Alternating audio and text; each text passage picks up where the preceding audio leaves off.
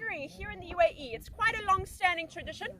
It started about 2,500 years ago. And the reason why falconry began out here was not as a sport. It didn't start off as a status symbol. It started off for food. Right? So the Bedouins really battled out here in this environment. And for most of the year, they were restricted to a diet of dates, camel's milk, and bread. That was it. Right? In the summer, there was not much meat available to them. So of course, that's why they relied on the falcon, so that they could hunt for the Bedouins. But what many people don't realize is that even though the falcon is the national symbol here in the UAE, you won't actually find these birds living here naturally. Did you guys know that? No? So that comes as a surprise to many, many people. The reason why you won't find falcons here in the UAE is because of heat. It's too hot for them. They will not survive. Right, so in summertime, this little guy, he's a captive bred bird. So he stays with us and he will actually stay in the air conditioning indoors during the summer months. For the Bedouins though, it was a little bit different. They didn't have air conditioning, and what they did was they could only use their birds for the 5 months of winter. How they got their falcons is they would actually rely on these birds to migrate through this area in the beginning of winter. So they come from Europe and Asia, and they're either heading down to parts of Africa, or they may take a shortcut. Right? They may just land in and around this area and overwinter here. And of course, this is when the Bedouins will track their falcons. If you're a falconer and you've just got a wild bird, you've got to form a relationship very quickly with her. And it's known that we have a food-based relationship with our birds, but it doesn't always stay that way. Okay, so let me explain what happens. You've just trapped your wild falcon, and as a falconer, you want to get her tame very, very quickly. You want her to accept your presence. So you're going to sit in a nice, quiet environment. You're going to be there with her, some alone time, and you feed your bird. Right. The moment she starts eating off the fist, that's when she realizes she's not in the presence of a predator. Of course, the falconer isn't trying to eat her while she's getting her food. And she realizes that this is actually a really easy relationship. They know that food is very difficult to get out in the wild. Being an apex predator is hard. And they are very lazy birds. If they could get fed out in the wild, they would literally sit and let themselves be fed. So this relationship with the falconer really suits her very well. She gets to preserve that energy. She doesn't have to go and spend that energy getting her food. So it is a food-based relationship at first, but very quickly it develops into a lot more. Right? We start developing a trust relationship. And you guys will see this with this little man later on. Once he's got his food, he will actually let me walk up to him. A situation that to many animals would be quite a frightening one, all right? You've got a big person walking up to a little bird on the floor. They learn to trust the falconer, all right? They know we're no threat to them. So it becomes a lot more than just a food-based relationship. And what you want to do, you want to get there as quickly as you can. So you're going to develop this bond with your falcon. You're going to start getting her hunting again as quickly as you can. For the Bedouins, 5 months was all they had. So they trained their birds up in 2 to 4 weeks. That was it. They would hunt as much as they could, and then at the end of winter, they knew they could not keep their birds. Even if they could keep them, they wouldn't be able to feed them. So they released their falcons back into the wild again. Now this brief period in captivity does not affect the falcon. She's not now confused. She can look after herself. She knows exactly what she is. She heads back home. She migrates again. And of course, the next year, winter, the migration happens once more. But I'd like to hear from you guys what your opinion would be on what happens next. Do you think that that falcon returns to the high life with the Bedouins and the dunes? Or do you think she just carries on migrating? Don't worry, he won't hurt you. It's just a moth. There you go. You guys must smell very sweet. I think that's why it's hanging around. So, who reckons that that falcon is going to return to her falconer? 3. All right, there's a few more over this side. Who says no? She's not going to return. All right, the people who say no are usually very shy. Five of you. And the rest of you, I'm guessing you're kind of undecided, yeah?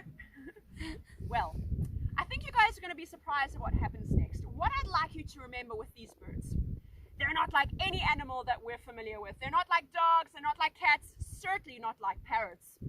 And what happens is the Bedouin releases his falcon, and they no longer see this falconer. He's no longer feeding this bird.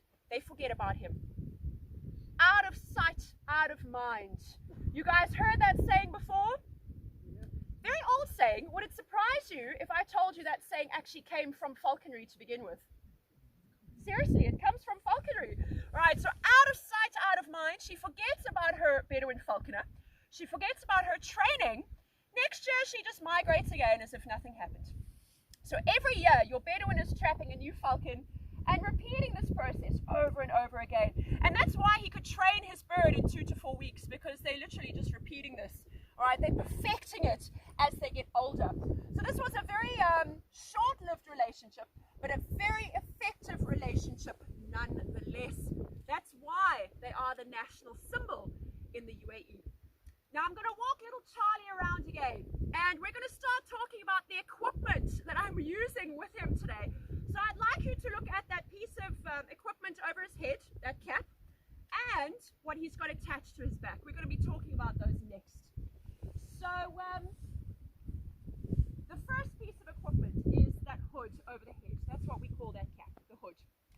In Arabic, they call that the burqa, similar to what the ladies wear over their faces, except with the daytime raptors. The burqa covers up the eyes. All right, so this little guy cannot see what's going on around him at the moment, and that's why he's sitting so nice and calmly for us this evening.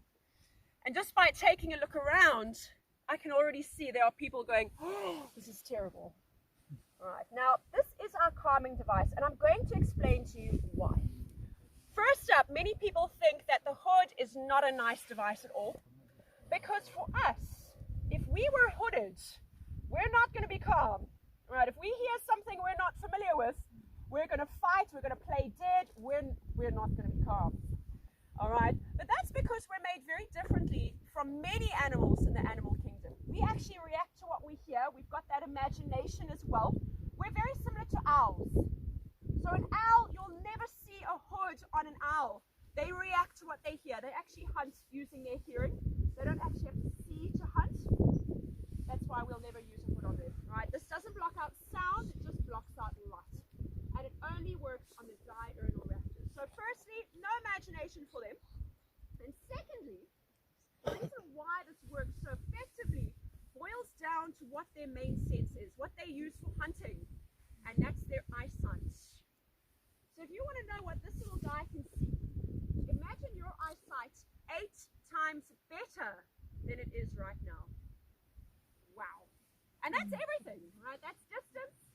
He sees more movement than we do. They actually see it a lot slower. It helps them with their reaction time. They see more colors too.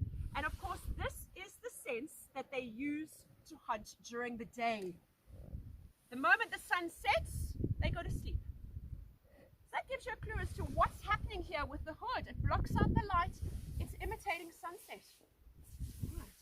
So we're using a very natural thing for these birds. We're relating it back to natural behavior. That's why it's effective with them, all right? It doesn't hinder movement in any way. He can still turn his head, he can preen, he can open up his mouth. The only thing that the hood does is it blocks out the light.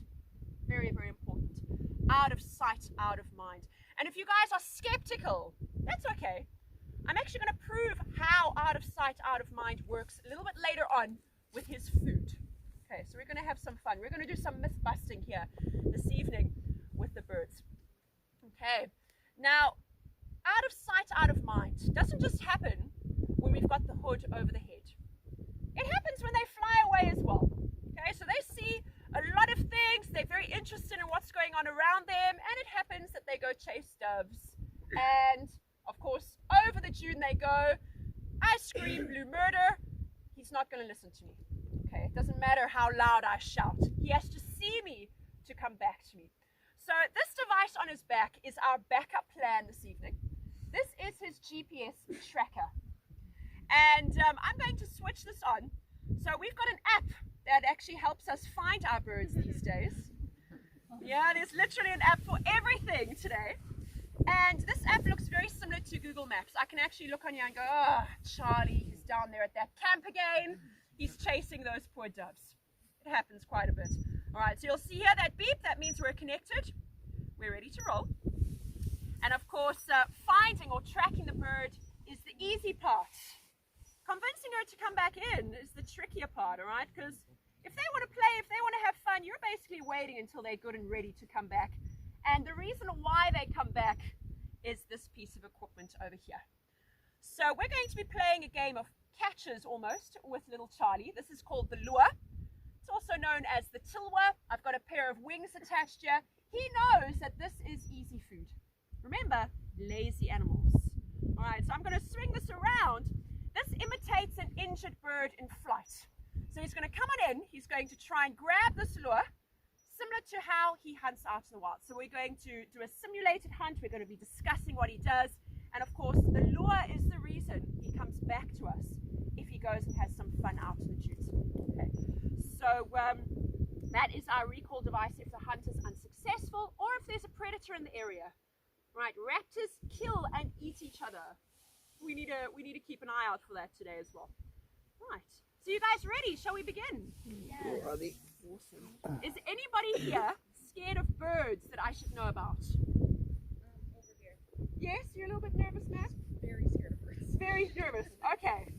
Bad news. Bad news is I can't control where he's going to go. Good news is he's not going to come after you, man. All right, so stay seated. He may fly low. It's not very often that he does do that, but he may fly low. What he is trying to do is he's trying to use you guys as cover to try and sneak up on the lure, but he's not going to come after you per se. All right, so stay seated. Enjoy the flight. If he comes low, please don't try and touch him. He's a predator, all right? He's got sharp tools. I don't want him to accidentally hurt you guys. And of course, you may hurt him as well. All right, so let's start loosening up the equipment. We're going to strike the hood. So many people believe because often in falconry, you see the birds wearing the hood, that the hood stays on. No, right. This little guy, depending on the show he does, he'll wear his hood maximum 3 hours a day, if that. All right, so the hood does not stay on.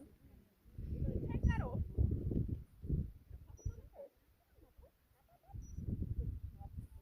So we only use the hood in a potentially stressful environment. He doesn't know you guys, right? So this could be a potentially stressful environment before the flight. Once he's back home, you go. Don't be a rat. Once he's back home, that hood is off, right? He's in a familiar environment. He knows the people that are around him. Good boy, right? So we'll let him wait on for a little bit. Off you go. Beautiful. Right, so we're going to whip out our lure and let's see what he does. Ooh, there we go. So you'll see that he gets some height. There the feet come out. He's trying to grab this lure. And what we're witnessing is how the falcons will hunt. Now generally they get a lot more height. So the higher that they go, the faster they can go in one of their dives.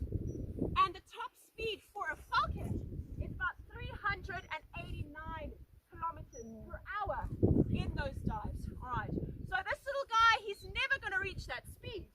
Not because he's lazy, not because he's not capable, but because he doesn't have the height. Alright, so his top speed at the moment is about 80 kilometers per hour. Come on. Alright, so you'll see that he comes in low, but he's really not interested in going after you guys. Right, he's interested in this lure. Let me walk on over to the side so you guys can get a little bit of a close encounter as well. There we go. Now you'll see that he is panting. So let's give him one more. There we go. And now we're going to give him his dinner. Hop. Good job. Oh, you took it all the way down there. Okay. Let's give him a nice big hand.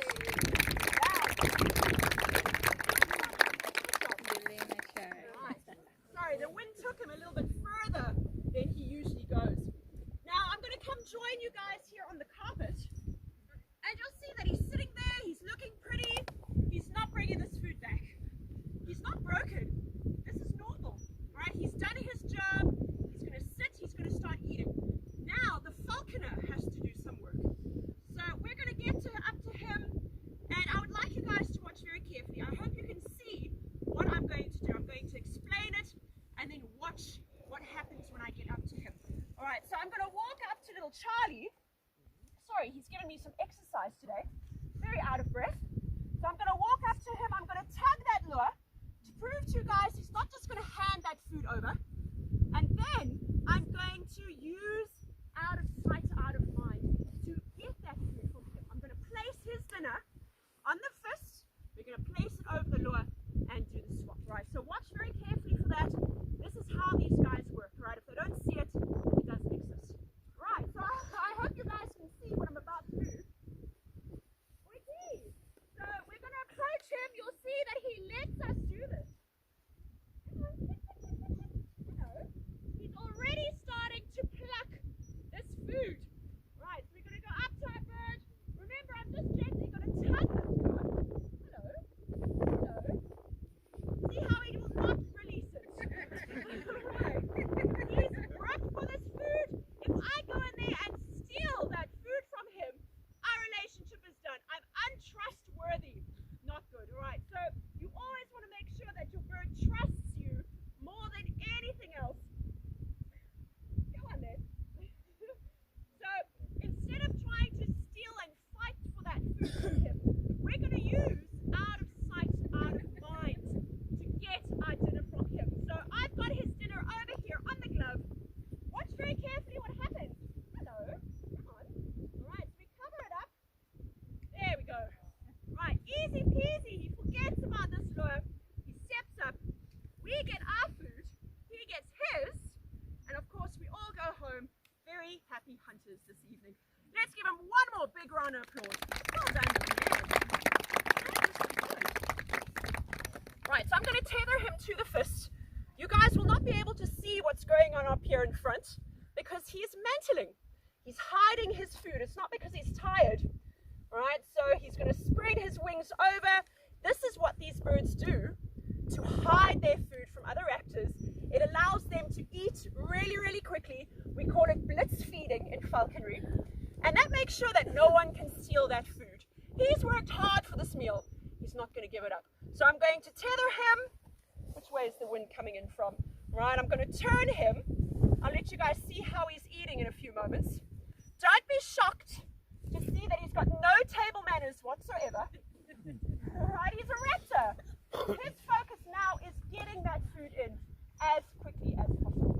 There we go, go on. So he'll eat, he's going to look up, he's going to make sure no one wants to steal his quail, and then he continues to eat again.